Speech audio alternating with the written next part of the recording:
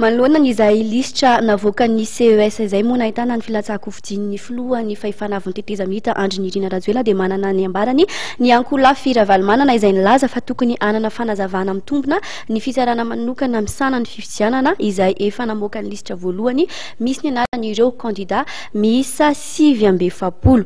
Fatao aoriana izay famoahana tamin'ny fomba ofisialy ny listry ny kandida ho filoham-pirenena izay ihany dia nanambara Andriamatoa Joachim Chissano lehibe ny fanelanelanana avy eo amin'ny vondrona SADC fa anao tatitra eo anivon'ny troika avy eo amin'ny SADC momba ny fanapahan-kevitry ny fitsarana manokana misana ny fifidianana fanadihadiana mahakasika an'izay ary. Tsy mananambara mahakasika ny fanapahan-kevitry ny tenako.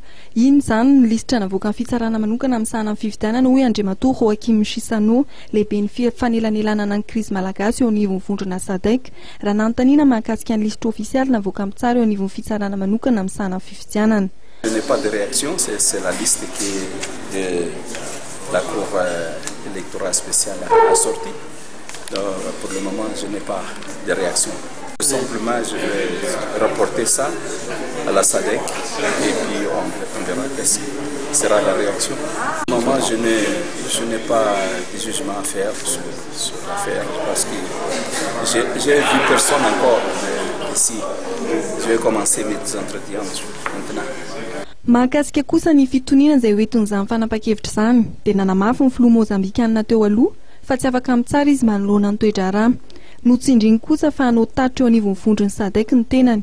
Isany koa araka ny nambara ny fionana amin'ireo vondrona politika sy ireo voakasika amin'ny tondrozotra. Androanariva teo dia nisy ny fionan-panelanela amin'ny vondrona SADC tamin'ireo mpikambana eo anivon'ny komity mpanaramaso ny fampiarana amin'ny tondrozotra. Raha ny vavao dia eo amin'ireo vondrona politika nanao siny ny tondrozotra ny panelanelany eo anivon'ny SADC raha mipitso.